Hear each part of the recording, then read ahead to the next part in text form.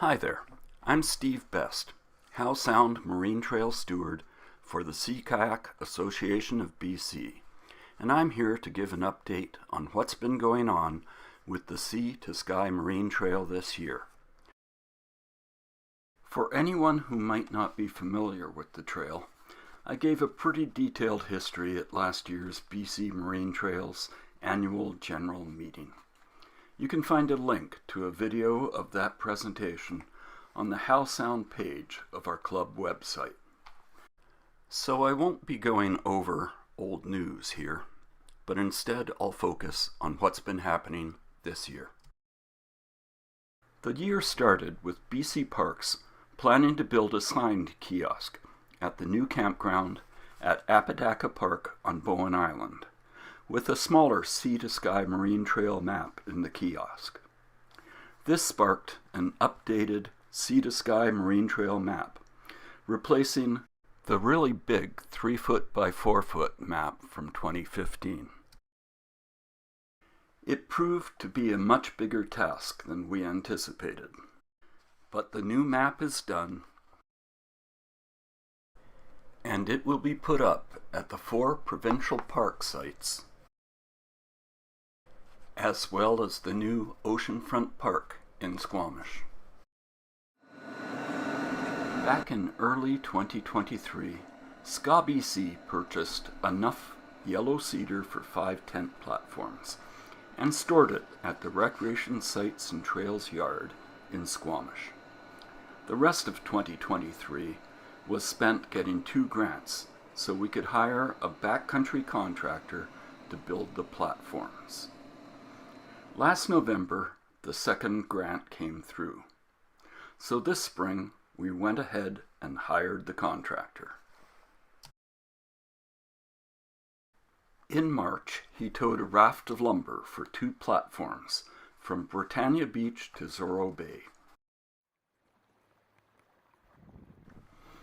where he and his crew built the platforms on a new area we've opened up on a bench on the point at the north side of Zorro Bay.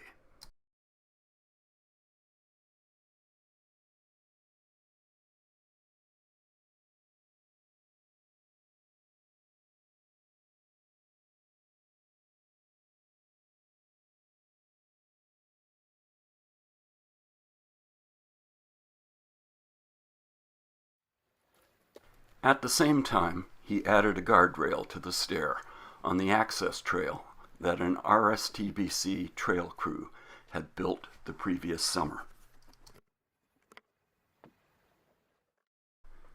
He then moved on to Thornborough Channel. So let's take a paddle to Thornborough and see what he did there. We've launched from Porto Cove on a rare, windless Howe Sound day, and we're heading past the north end of Anvil Island. Here's the backside of Anvil Island.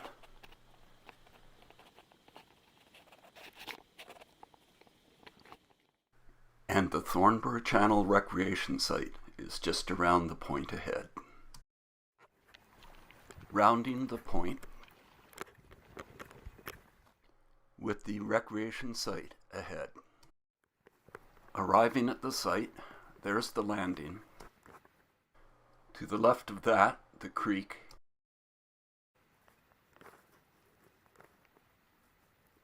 There's the first tent platform we built here in 2020 on the high rock bluff.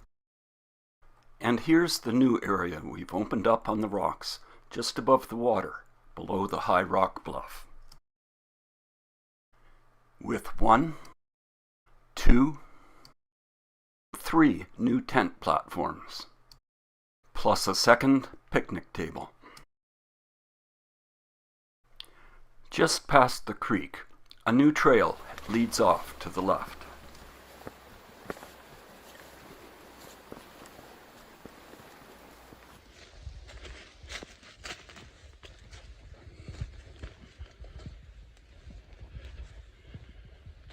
And there's the first platform.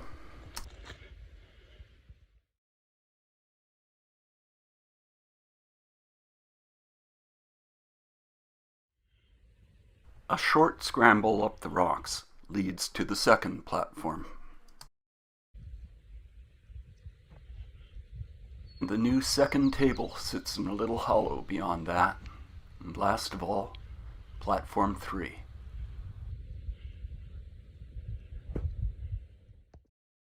Nestled between the trees.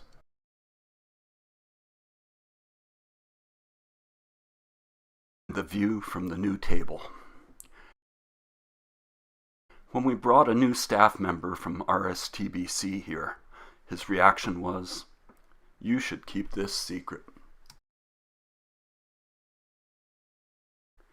In May, Philip Kubik, site steward for the Bain Creek Recreation Site, led a work party to the site by kayak. Together with volunteers Nick Heath, Ken Bigelow, and Jordan Rosenfeld, they cleared rocks from a beach to create a new boat run at the east end of the site.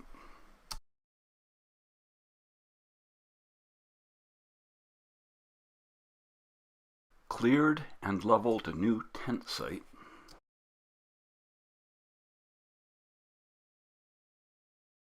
Enlarged an existing tent site.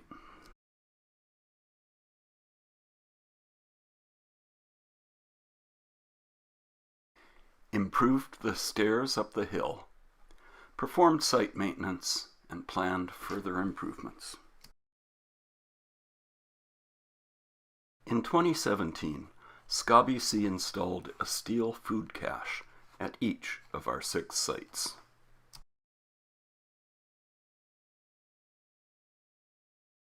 Now, 6 years later, they were badly rusting out. In the summer of 2024, we went ahead with the second part of our grant project, replacing the rusting steel caches with new aluminum ones. Our grant application was based on 7 new caches, 2 at Thornborough and 1 at each of our other sites. It was subsequently decided to go ahead with 2 caches at each site, and RSTBC agreed to kick in for 5 more. Over the course of the summer, 12 aluminum food caches were purchased from a fabricator in Powell River, shipped to Gibson's, delivered to the sites by landing craft, and installed by the RSTBC trail crew. Here are the 2 new food caches at Ramillies Channel. Here's the first one at Thornborough Channel.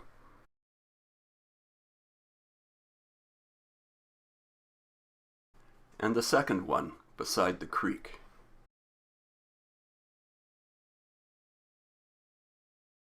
Here are 2 at Islet View.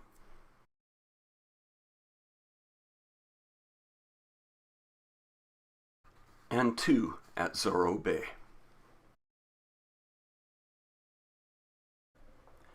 One of the signposts at Ramillies Channel had rotted through below ground and fallen over. In August, Nick and I went over in his powerboat and installed a new yellow cedar post. All the signposts were installed in 2015. This is the first post to rot through, so we may be looking at replacing all of them in the near future. Nick and I had time left over, so we scrounged a cedar retaining log off the beach and leveled a good-sized tent pad on the terrace.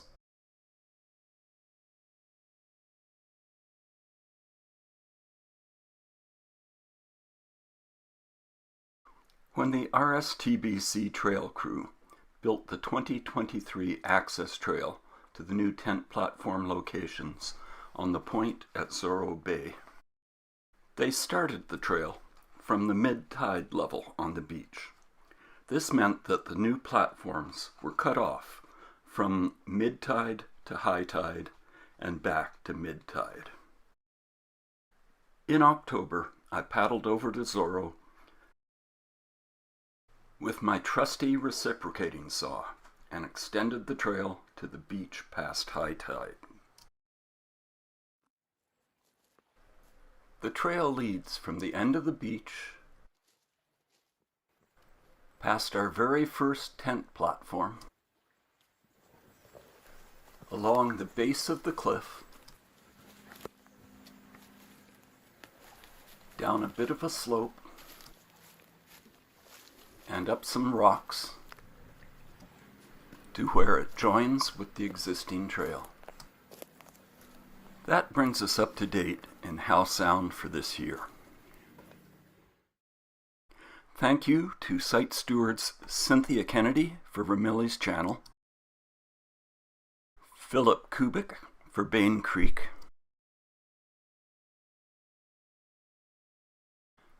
Ken Bigelow for Thornborough Channel, Mike McComb for Zorro Bay, and Squamish paddler Dave Beresford for Tantalus Landing. Thank you to departing Islet View site steward Brian Pegg, who has moved to Main Island and has had to retire as site steward. And welcome aboard to new Islet View site steward Katie Meredith Kovacic. Welcome aboard, Katie. Thank you to volunteers Nick Heath, Jordan Rosenfeld, Katie Meredith Kovacic, Kirsten Hathaway, and Nico Van Brandt. And my apologies to anyone I may have missed.